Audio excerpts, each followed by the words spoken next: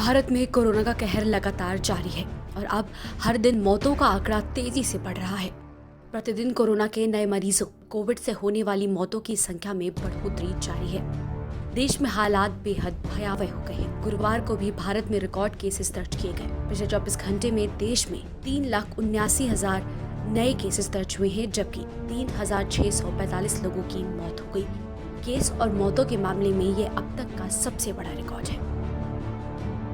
स्वास्थ्य मंत्रालय के गुरुवार सुबह जारी किए गए आंकड़ों के हिसाब से देश में पिछले 24 घंटे में कुल 3,79,257 नए मामले सामने आए हैं और 3,645 लोगों की इस दौरान मौत हुई।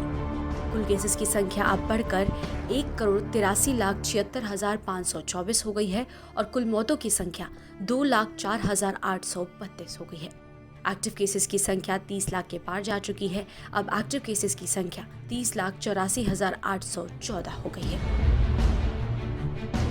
पिछले करीब 10 दिनों से देश में रोज 3 लाख से ज्यादा केसेस दर्ज किए जा रहे हैं, जो चिंता का विषय है। वहीं अब मौतों का आंकड़ा भी 3,000 के पार आ रहा है। लगातार तीसरा दिन है जब देश में 3,000 से अधिक मौतें दर्ज की गई।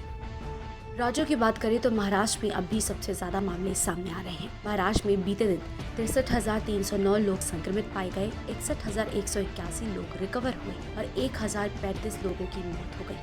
इसी के बाद अब कर्नाटक के भी हालात खराब होते नजर आ रहे हैं।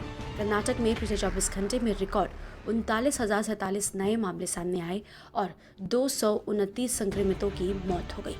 उत्तर प्रदेश में बुधवार को 29,751 लोग संक्रमित पाए गए, 35,903 लोग रिकवर हुए और 265 लोगों की मौत हो गई।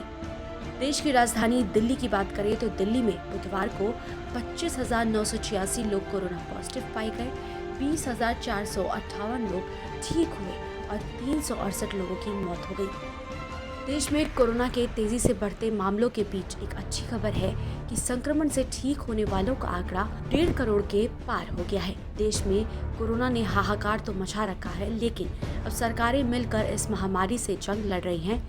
इतना ही नहीं, कई देश भी अब आगे बढ़कर भारत की मदद कर रहे हैं।